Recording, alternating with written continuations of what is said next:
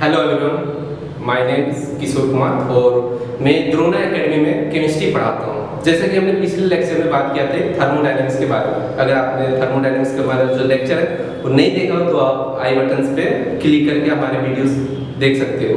तो आज हम स्टार्ट कर रहे हैं एक नई टॉपिक्स और टॉपिक्स हमारा नाम है, चैप्टर का नाम है एटॉमिक स्ट्रक्चर। इसमें भी हम एक इंपॉर्टेंट टॉपिक पढ़ेंगे जिसका नाम है स्ट्रक्चर ऑफ ऑर्बिटल्स, आप ही बोल सकते हैं स्ट्रक्चर ऑफ सब ऑर्बिटल्स। तो चलिए स्टार्ट करते हैं। हेलो एवरीवन, जैसा कि हम लोग नेक्स्ट क्लास में पढ़े थे कि हमने एटम्स के बारे में देखा था कि एटम्स में आपका कैसे स्ट्रक्चर होते हैं और एटम्स में क्या क्या होते हैं। ठीक है, इसके आगे हम देखेंगे कि अब आपके जो एटम्स में उसमें क्या होते हैं, प्रोटॉन, न्यूट्रॉन और इलेक्ट्रॉन्स होते हैं। तो आपका प्रोटॉन और न्यूट्रॉन्स कहाँ होते हैं, सेंटर में। जो आपका एटम्स है उसके सेंटर में कौन होते हैं, प्रोटॉन और न्यूट्रॉन। और हमने ये भी देखा था कि आपका जो प्रोटॉन और न्यूट्रॉन हो इसमें चार्ज क्या होता है, पॉजिटिव चार्ज होता है। पॉजिटिव चार्ज क्या होता है, क्योंकि आपका जो प्रोटॉन्स है उसमें प्रोटॉन्स में क्या होता है, पॉजिटिव चार्ज होता है। बट न्यूट्रॉन आपका अगर बात करें तो न्यूट्रॉन क्या होता है, न्यूट्रॉन आपका न्यूट्रल होता है, न्यूट्रल पार्टिकल्स है। न्यूट्रॉन आपका न्यूट्रल पार्टिकल्स है, उसमें चार्ज जीरो, इसलिए क्या बोलते हैं उसको, चार्जलेस पार्टिकल बोलते हैं न्यूट्रॉन को।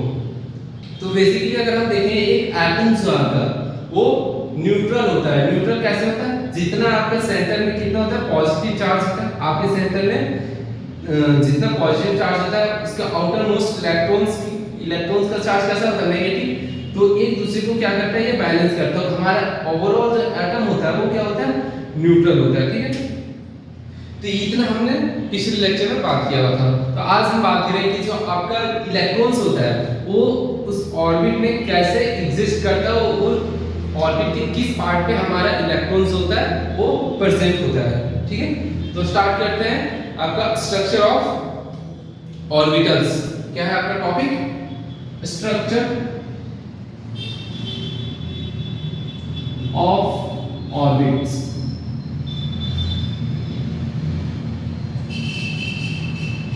ठीक है, जैसे हम बात कर रहे हैं ये आपका क्या है, स्फीयर यानी एटम। ठीक है, ये आपका एटम है। एटम के बीच में क्या होता है, न्यूक्लियस, इसको क्या बोलते हैं, न्यूक्लियस। और इसमें क्या होता है आपका प्रोटॉन प्लस न्यूट्रॉन। और जो आपका आउटर मोस्ट शेल्स है, इलेक्ट्रॉन के अलावा ये जो आपका पॉजिटिव है, चार्ज पॉजिटिव चार्ज है, इसके बाहर जितने सारे ये हम जो स्क्वायर सर्कल कर रहे हैं ये सब क्या है आपका सेल्स है। इसको क्या बोलते हैं, सेल। और इसमें आपका क्या होता है, इलेक्ट्रॉन्स प्रेजेंट होते हैं। ठीक है, तो ये होता है आपका एटम्स। एटम्स में क्या होता है, न्यूक्लियस होता है और इलेक्ट्रॉन्स होता है। तो हम बात करते हैं इसमें क्या, जो आपका ये इलेक्ट्रॉन है, ये इलेक्ट्रॉन है, ये सेल में प्रेजेंट हो। और सेल्स का नाम क्या, अगर हम देखें तो जो न्यूक्लियस का सबसे करीब सेल होता है उसको क्या बोलते हैं, इसको क्या बोलते हैं, के सेल या फिर फर्स्ट सेल। और जो इसके बाद वाला होता है उसको एल सेल या फिर सेकेंड सेल। ऐसे ही आपका सेकेंड के बाद थर्ड या फिर एम, फोर्थ या फिर एन सेल। ठीक, अब बच्चों ये हमारा क्या है, सेल है। First cell, second cell, third cell, ऐसे ही कंटिन्यू करता है। तो बात करें अगर हम इलेक्ट्रॉन का, तो इलेक्ट्रॉन्स को काउंट करने के लिए एक फार्मूला दिया गया है। फार्मूला क्या है, total number of electron in a cell equals to 2n²। ये क्या आपको बताता है, उस सेल में इलेक्ट्रॉन्स कितना है। अगर हम फर्स्ट सेल की बात करें बच्चों, फॉर फर्स्ट सेल,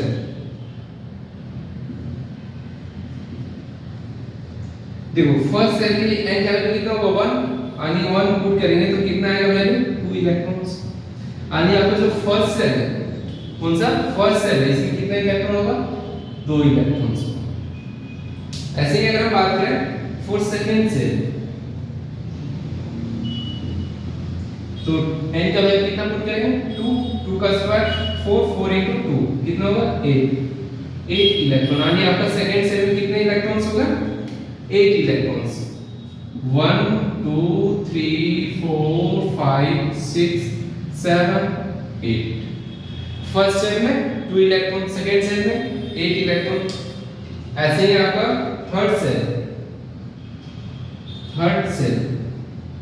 देखो n का वैल्यू कितना होगा 3, 3 का स्क्वायर 9, 9 into 2 कितना होगा 18 इलेक्ट्रॉन्स।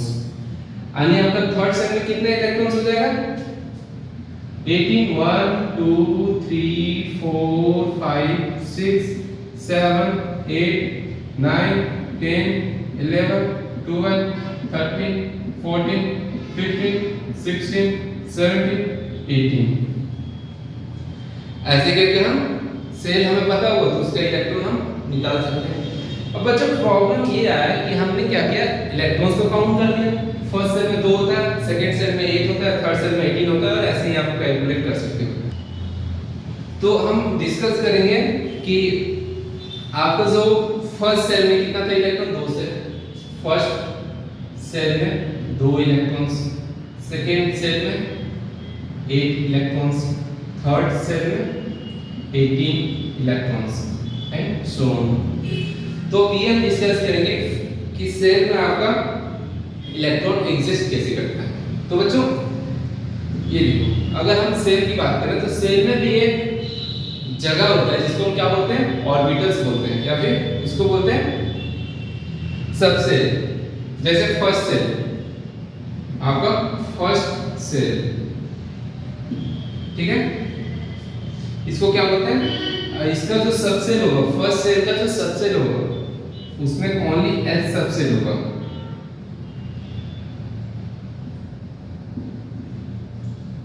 एस सबसेल, और इसमें कितना होता है ऑर्बिटल्स 1, इसको क्या बोलेंगे ऑर्बिटल्स। ऐसे ही अगर हम बात करें सेकेंड सबसेल, सेकेंड सेल इसमें 2 सबसेल होता है, कौन कौन एस एंड पी सबसेल। देखो एस का कितना होता है 1 ऑर्बिटल्स और पी में कितना 3 ऑर्बिटल्स।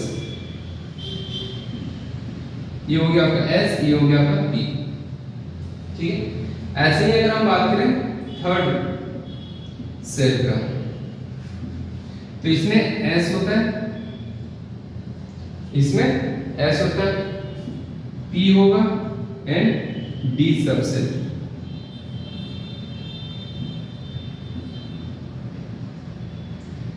देखो एस में 1 ऑर्बिटल होगा, ये आपका एस, पी में 3 ऑर्बिटल्स होगा और डी में 5 ऑर्बिटल्स होता है।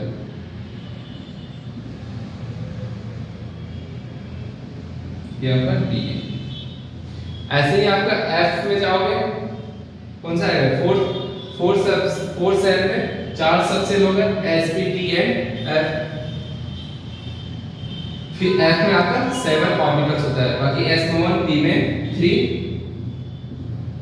अब इसमें इलेक्ट्रॉन्स को फिल करते हैं बच्चों, तो इलेक्ट्रॉन्स कैसे इसमें प्रेजेंट होता है, ठीक है। देखो फर्स्ट सेल में आपको 2 इलेक्ट्रॉन्स फिल करना है। तो फर्स्ट सेल में आपका एक सबसेल होता है एस, तो 2 इलेक्ट्रॉन्स में ऐसे फिल होता है एक दूसरे के अपोजिट डायरेक्शन, यानी एक क्लॉकवाइज में होगा इलेक्ट्रॉन तो दूसरा anti clockwise, overall net charge 0। Second cell की बात करें तो सेकंड सेल में आपके एस और पी 2 सबसेल होता है। एस में आपका 2 इलेक्ट्रॉन आएगा, सेकंड सेल में आपका 8 इलेक्ट्रॉन है ना, तो 8 में से 2 चला गए, बचा कितना 6, और 6 इलेक्ट्रॉन्स पी सबसेल में आएगा। देखो 1 2 3 4 5 एंड 6 समझ में आ रहा है। अब देखो थर्ड सेल में टोटल इलेक्ट्रॉन कितना 18 इलेक्ट्रॉन्स है, ठीक है। 18 इलेक्ट्रॉन्स है तो पहले एस में भरेंगे, एस में कितना होगा 2 इलेक्ट्रॉन्स, बचा कितना 16 में से पी को भरेंगे, पी में कितना आएगा 1 2 3 4 5 6 और 6 और 2 8, बच गया कितना 10 इलेक्ट्रॉन। 10 इलेक्ट्रॉन आपका डी में फिल होगा 1 2 3 4 5 6 7 8 9 10 यानी टोटल कितना 18 इलेक्ट्रॉन आपका थर्ड सेल में। तो आपका जो एक सेल होता है ना सेल उसमें आपको क्या होता है सबसेल होता है और उस सबसेल में क्या होता है ऑर्बिटल्स होता है। ठीक है उस सबसेल में क्या होता है ऑर्बिटल्स होता है और उस ऑर्बिटल्स में आपका क्या होता है इलेक्ट्रॉन्स होता है। ठीक है तो इलेक्ट्रॉन्स आपका कहां पे प्रेजेंट है ऑर्बिटल्स में वो भी कैसे एक दूसरे के अपोजिट डायरेक्शन में। यानी एक इलेक्ट्रॉन अगर आपका क्लॉकवाइज डायरेक्शन में है तो दूसरा क्या होना चाहिए एंटी क्लॉकवाइज। तो आपका इलेक्ट्रॉन्स किसमें होता है ऑर्बिटल्स में और वो ऑर्बिटल्स कहां होता है सबसेल में और वो सबसेल कहां होता है सेल में और वो सेल कहां होता है एटम में। ठीक है तो ये होता है बच्चों आपको इलेक्ट्रॉन्स की रीअरेंजमेंट इलेक्ट्रॉन्स कैसे आपके एटम में एग्जिस्ट करता है। ठीक है अब हम बात करेंगे शेप ऑफ सबसेल्स जो हम सबसेल देखे ना एस पी डी इस सब का शेप कैसा होता है। ठीक है तो शेप के बारे में फिर हम डिस्कस करेंगे। शेप ऑफ सबसेल्स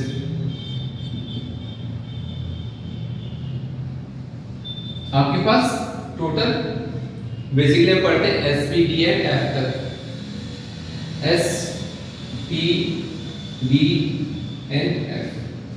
ठीक है देखो जो आपका एस होता है ना बच्चों एस सबसेल इसका स्ट्रक्चर कैसा होता है स्फेरिकल होता है और इलेक्ट्रॉन ऐसे डिस्ट्रीब्यूट होता है। ये कैसा स्ट्रक्चर होता है स्फेरिकल। नेक्स्ट आपका पी पी का शेप कैसा होता है डम्बेल। कैसा होता है डम्बेल कुछ इस टाइप से और इसका जो इलेक्ट्रॉन क्लाउड होता है उस ये इस एरिया में होता है। इलेक्ट्रॉन क्लाउड इस एरिया में होता है। ये क्या आपका पॉजिटिव चार्ज क्या पॉजिटिव चार्ज और ये स्ट्रक्चर कैसा है डम्बेल डम्बेल स्ट्रक्चर का कौन है आपका पी सबसेल। डी की बात करें और ये देखो पी सबसेल आपका भी हमने जैसे देखा ना स्ट्रक्चर पी सबसेल का इसमें 3 ऑर्बिटल्स होते हैं ना तो एक आपका क्या होगा px दूसरा क्या होगा py एंड थर्ड pz। अगर माने अगर ये इसको हम x डायरेक्शन में माने तो ये आपका px होगा। ठीक है अगर हम इसी का बात करें ठीक है अगर हम px देखें अगर हम py की बात करें तो कुछ इस टाइप से होगा।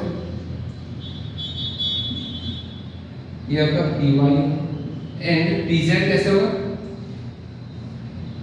pz आपका इस टाइप से होगा। ये आपका pz तो आपका ये क्या है p सबसेल के स्ट्रक्चर है। स्ट्रक्चर कैसा होता है डम्बेल से। तो ये हो गया। नेक्स्ट पढ़ते कौन सा d सबसेल।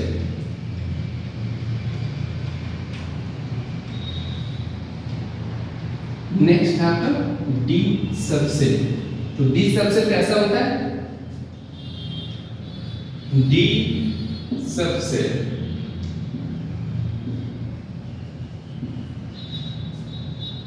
डी सबसेल कैसा होता है डबल डम्बेल का कैसे होता है डबल डम्बेल यानी कुछ इस टाइप से और इसमें भी आपका क्या इलेक्ट्रॉन की डेंसिटी ये सारे लोब्स में होगा। यहाँ पे पॉजिटिव चार्ज होगा। इसको क्या बोलते हैं डबल डम्बेल।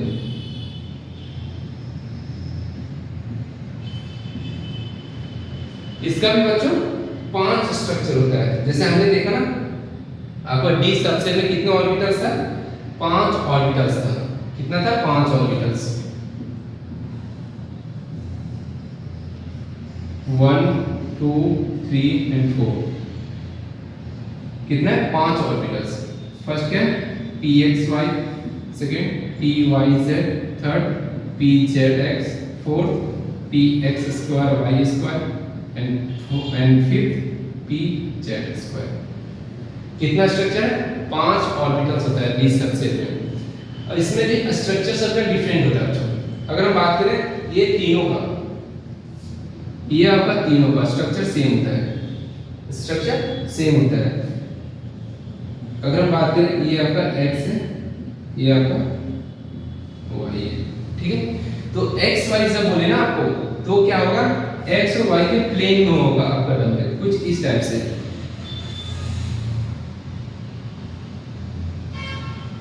देखो ये क्या आपका x और y के प्लेन में है, तो ये क्या आपका स्ट्रक्चर dxy, ये आपका dxy।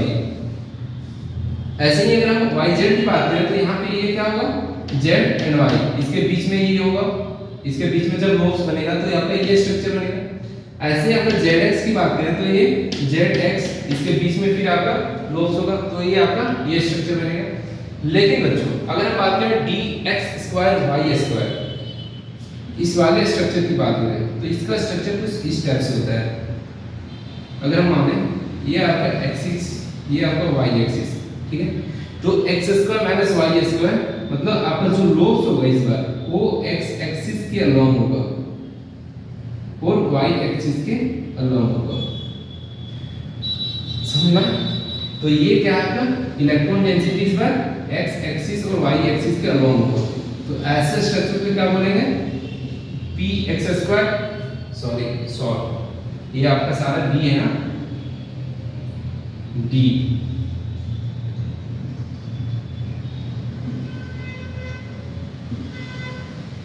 तो हम क्या पढ़ रहे हैं, डी सबसेट में 5 ऑर्बिटल्स होता है ना, 3 आपका dx dy dz, ये आपका स्ट्रक्चर बनेगा बिटवीन द प्लेन्स, लोब्स आपका होगा।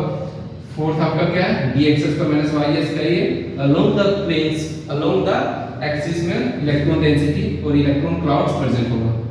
थर्ड आपका जो है वो डिफरेंट स्ट्रक्चर होता है तीनों से। इसका स्ट्रक्चर कैसे होता है, ये आपका क्या है जेड एक्सिस, ठीक है। तो इलेक्ट्रॉन्स आपका क्लाउड कैसे होगा, जेड एक्सिस के अलोंग, और यहाँ पे इलेक्ट्रॉन्स क्लाउड होगा, ये जैसे हो गया एक्सिस के अलोंग। और दूसरे इलेक्ट्रॉन जो आपका क्लाउड्स है वो कुछ इस टाइप से होता है,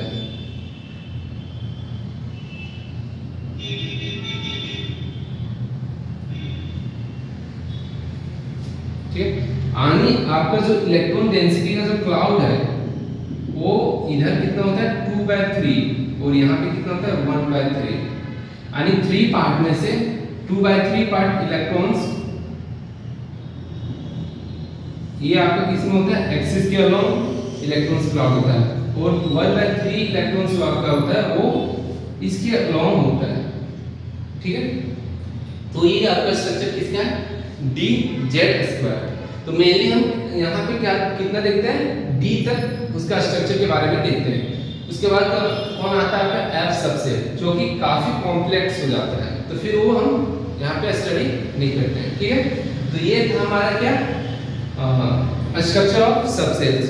तो स्ट्रक्चर ऑफ सबसेल क्या होता है आपका, अगर हम बात करें ऑर्बिटल्स की, ठीक है। सेल की अगर बात करें तो सेल में आपका कितना होता है, फर्स्ट सेल की बात करें उसमें 1 ऑर्बिटल होता है, और सबसेल 1s, यानी सबसेल s होता है। सेकंड में कौन सा होता है, s और p सबसेल होता है। थर्ड में sp d सबसेल होता है। s सबसेल में 1 ऑर्बिटल्स होता है, p सबसेल में 3 ऑर्बिटल्स होता है, d सबसेल में फिर यानी 5 ऑर्बिटल्स होता है। s सबसेल की अगर स्ट्रक्चर की बात करें तो स्फेरिकल होता है, उसमें इलेक्ट्रॉन का डेंसिटी इक्वली पूरा स्फीयर में डिस्ट्रीब्यूट होता है, ठीक है। सेकंड हमने देखा p और p सबसेल्स। इस सबसेल में उसका स्ट्रक्चर कैसा होता है, डम्बेल शेप होता है, डम्बेल शेप, और उसमें इलेक्ट्रॉन्स की क्लाउड लोब्स के अलोंग होता है, ठीक है। उसमें भी तीन ऑर्बिटल्स देखे हमने, px py और pz। px का होगा जब x एक्सिस के अलोंग इलेक्ट्रॉन्स क्लाउड होगा, py का होगा जब y एक्सिस के अलोंग इलेक्ट्रॉन्स क्लाउड होगा, pz का होगा जब z एक्सिस के अलोंग इलेक्ट्रॉन्स क्लाउड होगा। और थर्ड हमने देखा डी सबसेल। डी सबसेल में भी आपका 5 ऑर्बिटल्स होता है। डी सबसेल का स्ट्रक्चर कैसा होता है, डबल डम्बेल्स। डबल डम्बेल्स में भी 5 ऑर्बिटल्स होता है, सबका स्ट्रक्चर क्या होता है, डिफरेंट डिफरेंस होता है। मेनली जो 3 है आपका dxy dyz और dzx, इसका स्ट्रक्चर लगभग सिमिलर होता है। आपको जो xy प्लेन है उसके बीच में आपका क्या होगा, इलेक्ट्रॉन डेंसिटी लाइन करेगा। फोर्थ हमने देखा dx² माइनस y², इसमें क्या होता है आपका जो इलेक्ट्रॉन डेंसिटी होता है वो एक्सिस के अलोंग होता है, ये भी आपका डबल डबल से होगा। और लास्ट हमारा फिफ्थ था dz², dz² में क्या होता है, इसका इलेक्ट्रॉन जो होता है वो z एक्सिस के अलोंग 2/3 पार्ट होता है इलेक्ट्रॉन डेंसिटी, और बाकी इसका जो इसका सेंटर के अलोंग होता है 1/3 पार्ट ऑफ इलेक्ट्रॉन्स क्लब। तो ये था हमारा क्या, structure of subshell. Okay, thank you.